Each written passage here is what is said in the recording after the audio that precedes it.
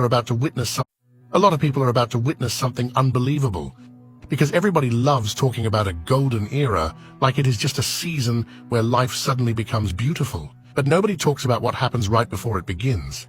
There are signs. What's on the way is something you've deserved for a long time.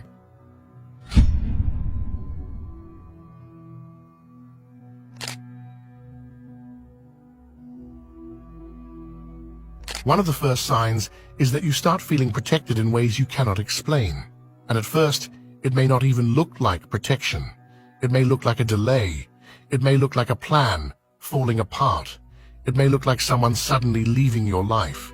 It may look like a door closing right when you thought you needed it to open. But later, something reveals itself. You realize the delay saved you from being in the wrong place. The cancellation kept you from forcing something that was not meant to hold you. The person who left was not a loss. They were a removal, and the thing that failed was not rejection. It was redirection before damage could reach you. That is when you begin to understand something deeper. Sometimes, protection does not arrive as a warning. Sometimes protection arrives as inconvenience. And when you are about to enter your golden era, life starts blocking what your old self would have begged to keep. This is why certain things have not been working. No matter how much you tried to make them work, it is not because you are unlucky. It is because something higher can see what you cannot see yet. You may be asking for the blessing, but the unseen has been clearing the road before the blessing lands. Because what is coming cannot enter through a path filled with people, places, and situations that were secretly draining the very version of you required to receive it.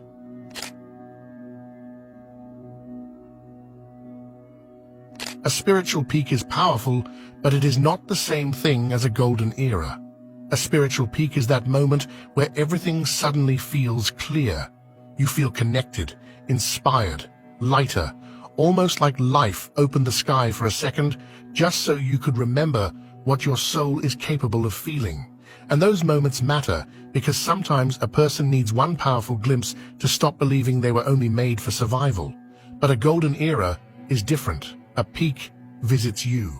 A golden era changes how you live.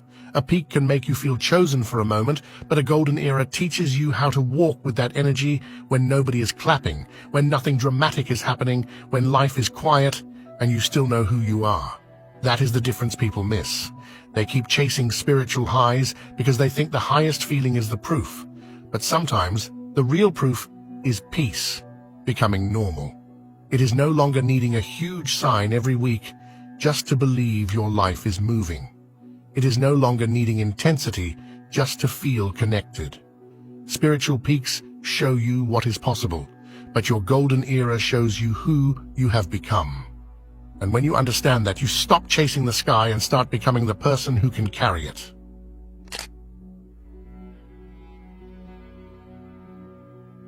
One of the clearest signs that you are about to enter your golden era is that your standards stop feeling optional. You may have tolerated certain things before because you were trying to be understanding, patient, loyal, or easy to love. You may have stayed in half-love, confusing friendships, empty conversations, or rooms where something in your spirit kept getting smaller, and at the time, you convinced yourself it was maturity. But then something changes. You cannot force yourself to be comfortable there anymore. You cannot laugh at what drains you. You cannot keep explaining away behavior that makes your soul feel unwelcome. And it is not because you suddenly think you are better than everyone. It is because your spirit is no longer willing to survive in places that quietly make you disappear. Your standards are not ego when they are the only thing protecting your soul from shrinking. That is when you know something real is happening. The old version of you used to negotiate with discomfort just to keep access to people, places, and feelings that were never truly feeding you. But the version entering the golden era starts realizing that peace is not expensive. Confusion is. And once your standards start feeling like survival, you stop apologizing for needing what your soul can actually breathe in.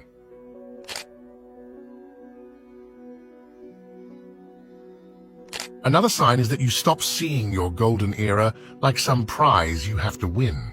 Because a lot of people imagine their golden era as this perfect version of life where they become untouchable, flawless, admired, and finally above everything that ever hurt them.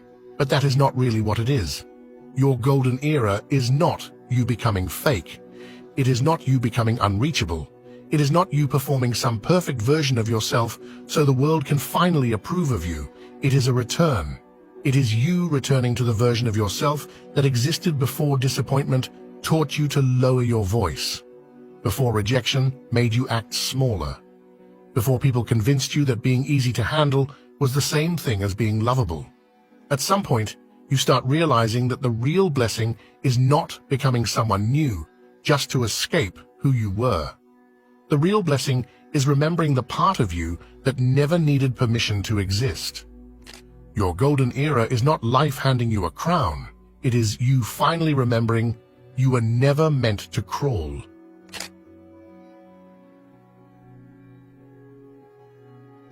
Before your golden era begins, you may start losing interest in being the good one all the time.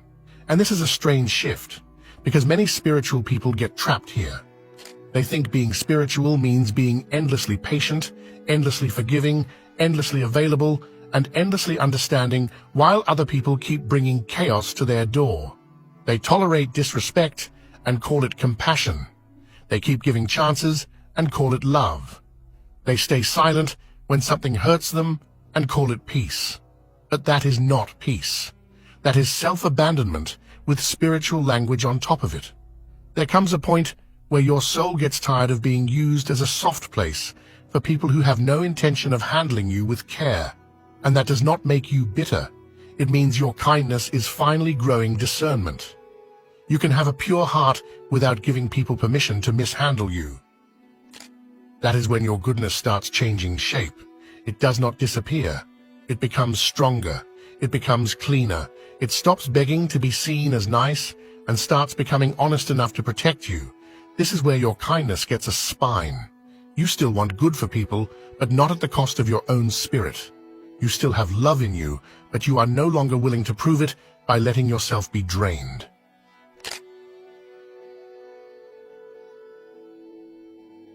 Another sign you are close to your golden era is that your definition of success starts becoming quieter, because the human mind usually measures a golden season by what can be counted. More money, more attention, more movement, more people noticing you, more proof that life is finally changing. And there is nothing wrong with wanting better things, but sometimes your soul is not asking for a louder life.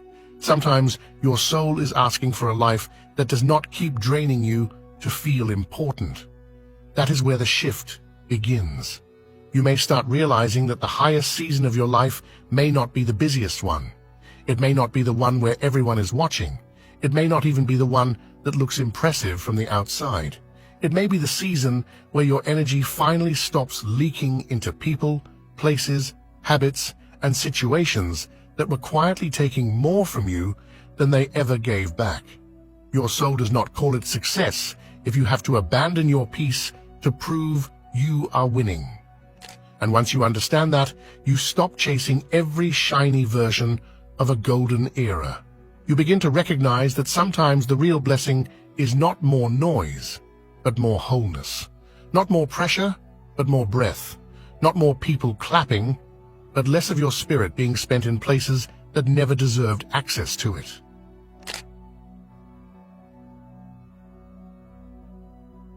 There is a reason people talk about the darkest hour before dawn, because right before light breaks through, the darkness can feel strangely intense. And this is what many people misunderstand. They think intensity means something is going wrong, when sometimes intensity means something is close. The final stretch often feels the heaviest because it is where the old season uses the last of its weight. It is where doubt gets louder. It is where your patience feels thinner. It is where you start wondering if anything is really changing, because from where you are standing it still looks dark. But darkness before sunrise is not proof that the sun failed. It is proof that the night is almost out of time.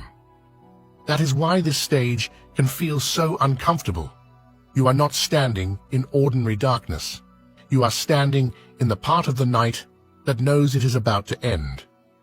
And that is when everything tries to convince you to turn back, settle, react, panic, or call the whole process pointless. The darkest hour is not there to bury you, it is there to reveal what still believes the light is coming. So if things have felt heavy right before they begin to open, do not assume you are being pushed away from your golden era.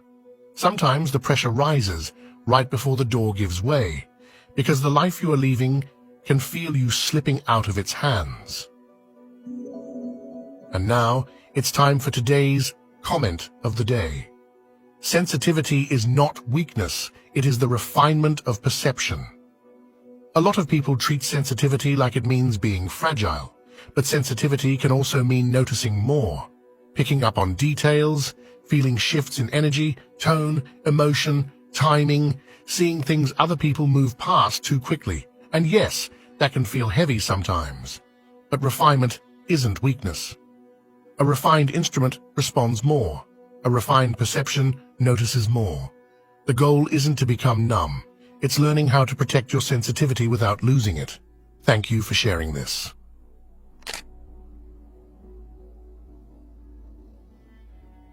Another sign you're getting close to your golden era is that certain connections start dissolving without a dramatic ending. And this is where a lot of people misunderstand what is happening. They immediately think, why is everyone acting different? Why did that person suddenly go quiet? Why does this friendship not feel the same anymore? But sometimes, people are not disappearing because something went wrong. Sometimes they are disappearing because the energetic agreement between you and them has been completed. Some relationships were never meant to be permanent homes. Some people came into your life because there was an exchange that had to happen. Maybe they needed your attention. Maybe they needed your patience. Maybe they needed your encouragement, your forgiveness, your emotional availability, your belief in them, or the version of you that always made space for their chaos. And at one point, that exchange may have made sense. It may have taught you something. It may have awakened something in you. It may have shown you where you were too open, too loyal, too hungry to be chosen, or too willing to confuse being needed with being loved. But when your energy starts changing, the connection cannot feed itself the same way anymore. This is why certain people do not need to betray you for the bond to end. They simply stop having access to the version of you that kept the connection alive. The person who used to over-explain is gone. The person who used to chase clarity from people who enjoyed being confusing is gone. The person who used to keep pouring into places that never poured back is gone. And once that version of you is no longer available, some connections do not know what to do with you anymore. Some people were not connected to your soul. They were connected to what your old wounds allowed them to take. That is why the ending can feel strange. There may be no argument, no big confrontation, no obvious reason. Just a slow fading, a quiet distance, a feeling that the conversation has lost its life. And the human part of you may want to force an explanation because the mind likes closure it can understand. But spiritually, some endings do not need a scene. Some endings are just contracts expiring. A karmic contract is not always this huge, dramatic, painful lesson. Sometimes it is simply an energetic pattern that has finished teaching you. Someone needed to show you the cost of overgiving. Someone needed to show you how much you were willing to shrink just to keep peace. Someone needed to show you that being available does not mean being valued. And once the lesson is complete, the universe begins removing the people who were tied to that lesson, not because they are evil, not because you are better, but because the exchange no longer matches where you are going. And this is important, because before a golden era begins, life has to clear the invisible agreements that would keep pulling you back into your old identity. You cannot fully enter a season of expansion while still being emotionally contracted to people who only know how to relate to your lower self. You cannot keep carrying the role of the fixer, the helper, the patient one, the understanding one, the one who always makes it easy for everyone else, and then wonder why your own blessing feels delayed. Sometimes the delay is not because the blessing is far away. Sometimes the delay is because Your energy is still tied up in contracts that have already served their purpose. The universe will not always announce an ending. Sometimes it simply removes the fuel from what was never meant to follow you. So when certain people begin falling away, do not be so quick to panic. Pay attention to what part of you they were attached to. Were they connected to your peace or your guilt? Were they connected to your heart or your habit of proving yourself? Were they connected to who you are becoming or who you used to be when you did not know how to choose yourself? Because when your frequency stops matching what someone came to take, the connection loses its reason to continue, and that is not punishment, that is release.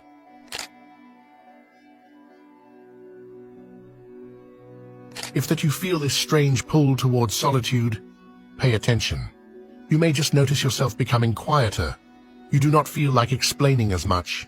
You do not feel like being everywhere. You do not feel like answering every message immediately, keeping every plan, staying in every conversation, or making yourself available just so nobody thinks you have changed. It is not always sadness. It is not always isolation. Sometimes it is something deeper in you saying, come back inward.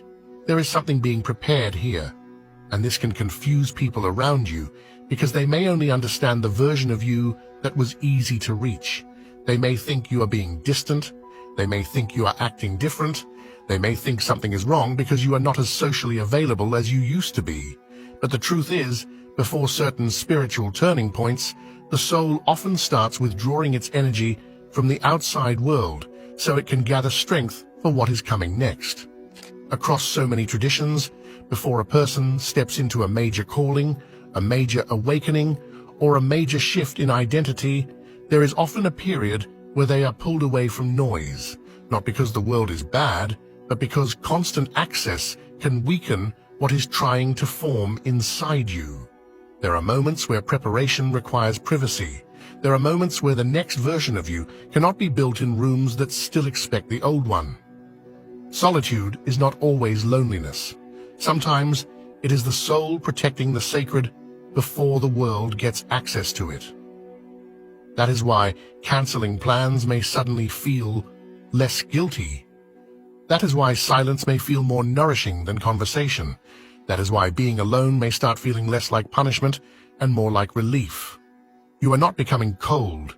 You are becoming less willing to leak yourself into places that cannot hold the weight of what is forming in you. And if you're still watching, I want to thank you. I want you to remember this.